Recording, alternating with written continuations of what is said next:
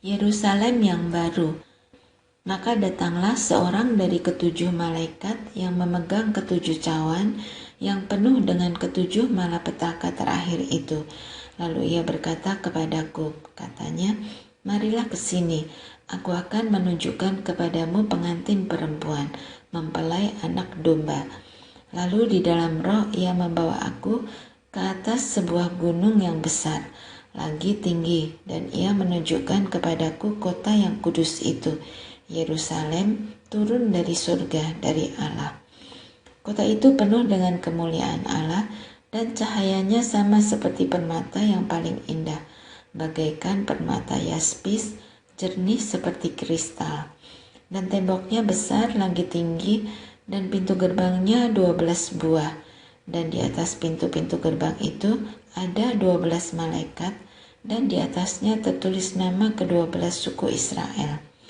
Di sebelah timur terdapat 3 pintu gerbang, dan di sebelah utara 3 pintu gerbang, dan di sebelah selatan 3 pintu gerbang, dan di sebelah barat 3 pintu gerbang. Dan tembok kota itu mempunyai 12 batu dasar, dan di atasnya tertulis ke-12 nama ke-12 rasul anak domba itu. Dan ia yang berkata-kata dengan aku mempunyai suatu tongkat pengukur dari emas untuk mengukur kota itu, serta pintu-pintu gerbangnya dan temboknya.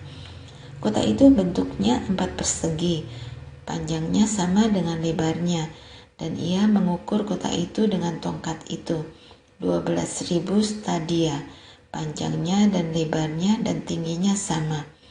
Lalu ia mengukur temboknya, 144 hasta menurut ukuran manusia, yang adalah juga ukuran malaikat. Tembok itu terbuat dari permata yaspis, dan kota itu sendiri dari emas tulen, bagaikan kaca murni. Dan dasar-dasar tembok kota itu dihiasi dengan segala jenis permata.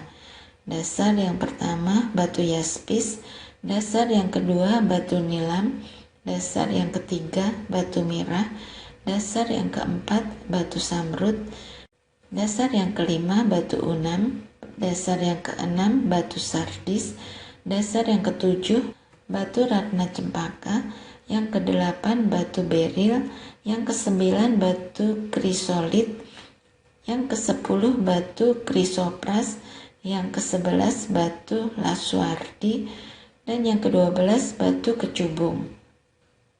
Dan ke-12 pintu gerbang itu adalah 12 mutiara.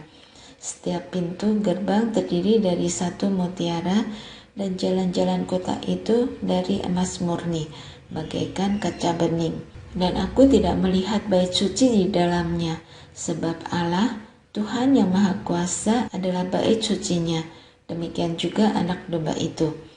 Dan kota itu tidak memerlukan matahari dan bulan untuk menyinarinya, sebab kemuliaan Allah meneranginya, dan anak domba itu adalah lampunya. Dan bangsa-bangsa akan berjalan di dalam cahayanya, dan raja-raja di bumi membawa kekayaan mereka kepadanya. Dan pintu-pintu gerbangnya tidak akan ditutup pada siang hari, sebab malam tidak akan ada lagi di sana, dan kekayaan dan hormat bangsa-bangsa akan dibawa kepadanya. Tetapi tidak akan masuk ke dalamnya sesuatu yang najis, atau orang yang melakukan kekejian atau dusta, tetapi hanya mereka yang namanya tertulis di dalam kitab kehidupan anak domba itu. Lalu ia menunjukkan kepadaku sungai air kehidupan, yang jernih bagaikan kristal, dan mengalir keluar dari tahta Allah dan tahta anak domba itu. Di tengah-tengah jalan kota itu, yaitu di seberang menyeberang sungai itu, ada pohon-pohon kehidupan yang berbuah 12 kali, tiap-tiap bulan sekali, dan daun pohon-pohon itu dipakai untuk menyembuhkan bangsa-bangsa. Maka tidak akan ada lagi laknat. Tahta Allah dan tahta anak domba akan ada di dalamnya, dan hamba-hambanya akan beribadah kepadanya. Dan mereka akan melihat wajahnya, dan namanya akan tertulis di dahi mereka.